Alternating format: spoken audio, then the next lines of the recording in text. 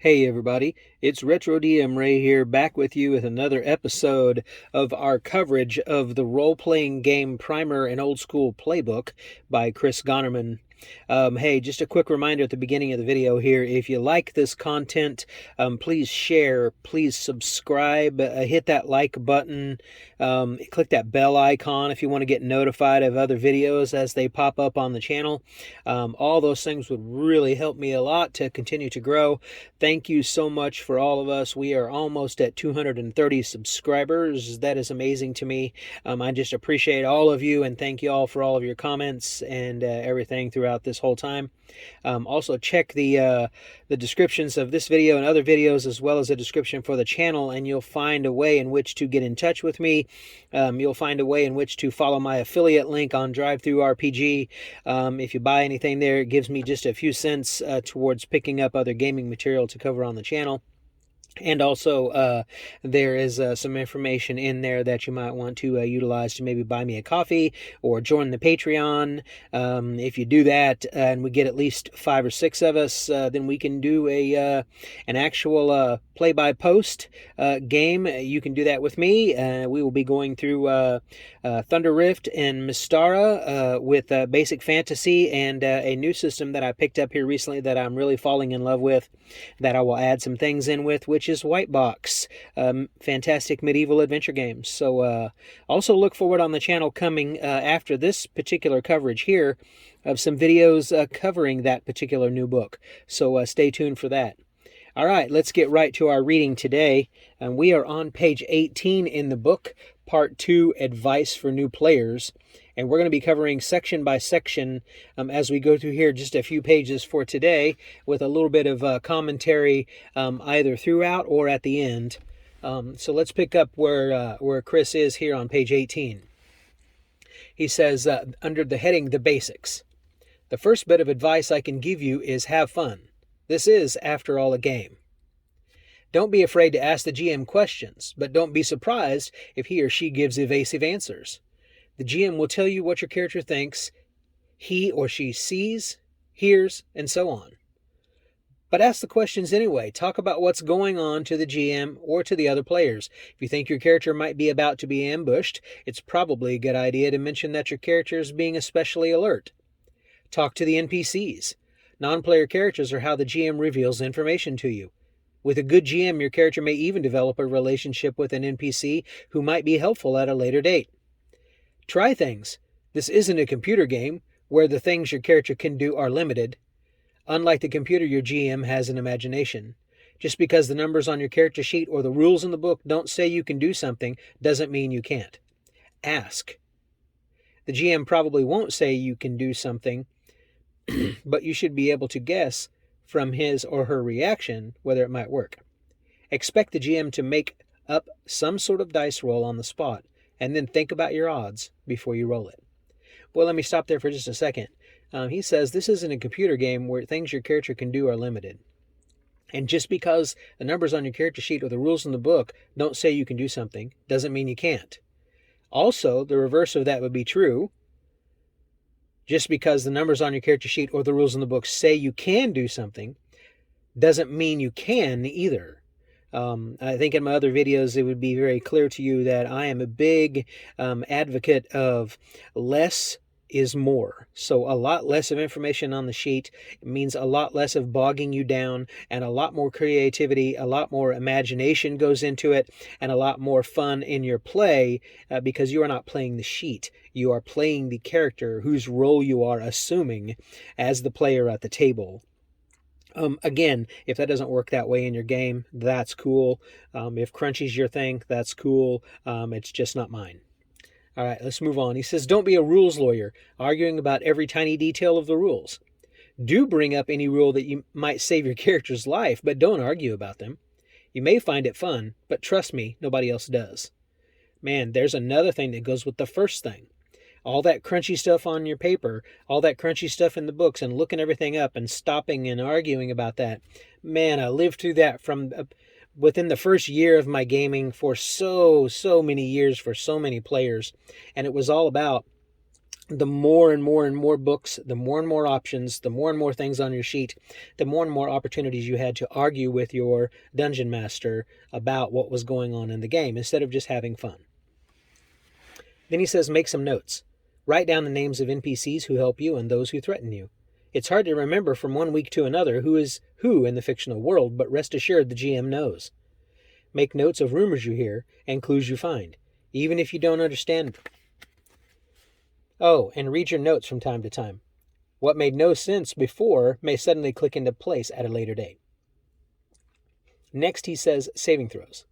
A saving throw is a die roll you must make in order for your character to obtain some bad result, or to avoid some bad result. Saving throws or saves are made to resist some magic spells, to resist or reduce the effects of poison or traps, and so on. Saving throws are one area where the exact details vary a lot from one game to another, so you should read the rulebook for details. Next section, mortality. Characters die. In old school games, beginning characters have a particularly high mortality rate, and it's important you understand that from the start. Boy, let me just tell you, that is absolutely true. And I think that is also essential, at least for our games anyway. Maybe it's not for yours. But for our games, it's incredibly essential that characters die, that they have a high mortality rate. I think that danger, that expectation of loss of life, that expectation of loss of limb or loss of all your resources, being destitute out there in the wilderness, in the wilds, or in the dungeon, I think that's an incredible heightening of a story, an incredible heightening of an imagination and verisimilitude. Anyway, he goes on, don't invest a huge amount of effort in creating a detailed background for your first level character. A name and a one-line description will do it. Example, quote, Mosiah is an axe-wielding warrior from the hill country, end quote. In modern games, there's a focus on creating complicated, detailed characters with a lot of options. This is actually kind of fun, but it takes time, and when you spend a lot of time creating a character, it's a lot harder to see that character die. So modern games tend to make it harder to die, sometimes. It's just sometimes about impossible. And I would agree with that too. Most modern games, adding all of that crunch, adding all of that optimization, adding all of that detail, adding all that complication. Yes, it can be fun. My family and I have done that in Pathfinder 2nd Edition. We did that before in D&D 5e for a couple of years. I get it. I've played a lot of other game systems that have done that too in a lot of other ways. Sit down sometime and make a very complicated champions character, for example, or other things. I've done that. It can be fun. It does take time. And when you spend all of that time and invest all of that time, then it is difficult to see that character die. And it changes the game. So if that doesn't work that way for you, cool. But I found that to be true in my life. And so I don't run games like that anymore now. And I'm trying to revert my children and my wife back to the old school, to have more fun stories and get away from that kind of a stuff. But again, if that's not your thing, that's cool. Then he says, in the old school, player characters don't begin as special snowflakes, all unique. They become that way by being played. Wow. So there is a lot packed into that sentence. I'm not going to get into arguments or discussions about every single word that's in that sentence. There are a few of them that really stand out to me from today's culture, but we will just leave that alone. I just like that he says they don't begin with those things. They become that way by you playing them. Boy, the new systems just set you up from the get-go, right out of the gate as heroes or superheroes. And I think it's so much cooler to earn that. But that's just me. He says, the first character I played for any length of time was a human fighter. And to begin with, other than some decent ability rolls, he was hardly anything special. But as time moved on, he became that way. He did a service for the elves, and as a reward they gave him an uncommonly intelligent horse. He was fool enough to eat the heart of a strange creature that was a half-dragon, half-basilisk. And upon surviving, he got one saving throw, at a penalty, and I was sweating bullets. He gained an extra measure of strength and an aura of power that awed ordinary people. Man, what a cool little story, right? So he started out as just basically a scrub with little of nothing at all, other than some just decent ability rolls. And then he started playing him. And along the process of playing, that dungeon master had him encounter some elves, and he did a great service for them, and they rewarded him with a really intelligent horse. And then he moved on for some more role playing, and he ate the heart of that creature, and he had to sweat to make the saving throw. But at the end, he gained that measure of strength and that aura of power. Wow, just what a cool story, right? Start out as nothing and to become something. The old, it's silly, but the old Disney animated Hercules, Zero to Hero, right? I think that's really important. I think that's why part of reason why that little Disney movie was kind of cool and right. He said the point is he didn't start out special. He earned it. And by extension, I earned it. It's a far more interesting story than anything I could have just sat down and written because it actually happened, in the fictional sense anyway. What's the difference, you ask? If I'd brought him in with those features already, and I tried to read the background to the GM or the other players, they would be like yada, yada, yada. But the other players were there when we saved that elven village, and they all got something too.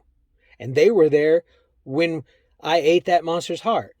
And they were almost as interested as I was in the result of my saving throw. The point is, expect death. If your characters can't die, what glory is there in surviving, much less thriving?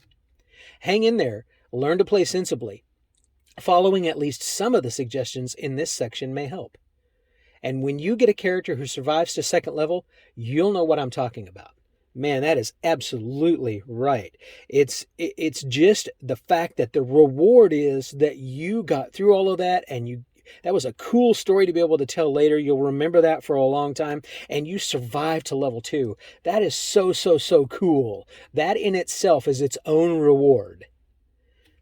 Then he says on page 20, facing monsters is the next section. He says the first rule of dealing with monsters, or any sort of foe or obstacle in the game, is to understand that you won't necessarily win every fight. And losing has a way of being fatal to your character. Sometimes you need to run away. Wow, yes. And that is very hard to get player characters to do at your table. It may not ever work for you as a dungeon master. It's difficult for me to do. Oftentimes it requires that the characters die a few times before they realize, wait a minute, I should probably rethink my tactics or my strategy so that my next one on the table here doesn't die. Dungeon Crawl Classics is a great way to cause your beginning players to kind of experience that by doing the zero level funnel. But you can do that zero level funnel using basic fantasy just as easy. It's really simple to do, even using this white box that I'll be talking about in a few videos from now.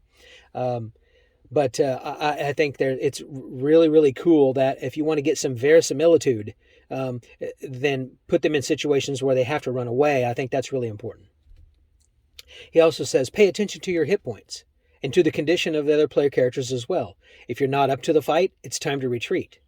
Pay attention to your position. If the monsters can surround you, that's bad.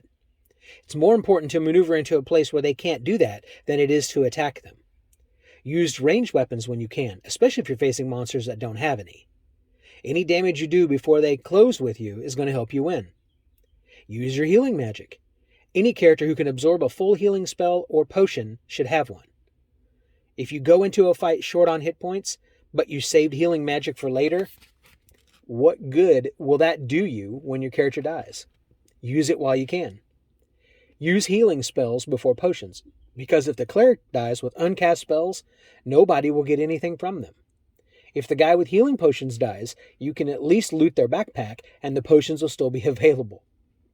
At some point or another, you'll be low on hit points and out of healing magic. Unless you just can't, you should go home. Back to town or camp or whatever passes for a place of safety. Your characters need to rest and recover. The temptation of just one more room is powerful. Resist it. Now, I have to say that a lot of systems, modern systems today, have things built into them where you can just save and save and save and never die. I don't like that. There's other systems that let you just heal up with skills and magic so quickly that basically you can stop and run room after an encounter and fully heal up and then just continue on. I also don't like that Avengers style of play. Other ones, you can go and get a 2, 3, 4 hour rest and you're completely recovered as if you've never done anything for the day by rolling a bunch of dice. Others, you can go out of the dungeon spend 6 hours or so, you're fully healed, everything's all back to normal, you got all your spells back, and you run back into the dungeon. I don't like all of that. I think that to me, in my games, that breaks some things in the game that is just, it's important to have in place. But again, if that's not you, don't worry about it. And if that's something fun for you, go ahead and play that. It's just not things that I do in my games anymore. The last thing here on page 21 that I'm going to read for you today is, the title is Keep the Party Together. He says, this is not just one thing, but two. When exploring a dungeon, someone will eventually suggest splitting up to cover more ground. Don't do it. Unless you are sure the dungeon doesn't contain any monsters. And what kind of dungeon is that? It's not worth the risk. Half your party will surely end up meeting a group of monsters that would be a challenge for all of you, and that won't end well. This isn't the same thing as having the thief scout ahead. In that case, the rest of the party waits or lags behind, keeping the way clear between themselves and the thief. At the first sign of trouble, the thief will retreat back to the main group. The second point is that, in a fight, you should not let the monsters pull you apart. Fighters should advance when the others can't follow, and the front line should try to avoid breaking up and allowing the monsters to pass through to the weaker back row characters. Boy, again, he's just talking about some really awesome tactics here. I think that's some really cool stuff that you can blend into your game and the way in which you play. I just hope that you're enjoying as we cover through this book. I'm going to read the next section on the bottom of page 21 and going forward all the way into page 23 the next time. And the reason why I'm going to do that is about mapping. And that is a little bit of a more of an intense issue that we will talk about, and talk about some strategies of how to do that next time. So I hope you'll stay tuned for that. Again, I hope you're liking these videos. I hope this is something that you're looking forward to. Hope this is something that you want to share with others. And I appreciate you tuning in. If you haven't already done so, please consider checking out all those various links and things. Please do subscribe and like. That always helps the channel. I really appreciate that. And I hope all of you guys are just having a great time out there in your gaming. I hope that now that COVID is maybe trying to settle down a little bit, that you're able to get back in physical contact with your groups and those kinds of things. But however you do that, I just hope your games are great. This book is just great to go through, just to re-examine our games and re-examine how we play and how we go about doing this together. And I hope you enjoy this time. I hope you enjoy these moments of maybe clarity for you and thinking how you run this stuff. Again, thanks for tuning in. And as I always say at the end of all of my videos, hey, you know what? Out of everything, at the end of the day, may all your rolls be nat 20s. Take care. Bye-bye.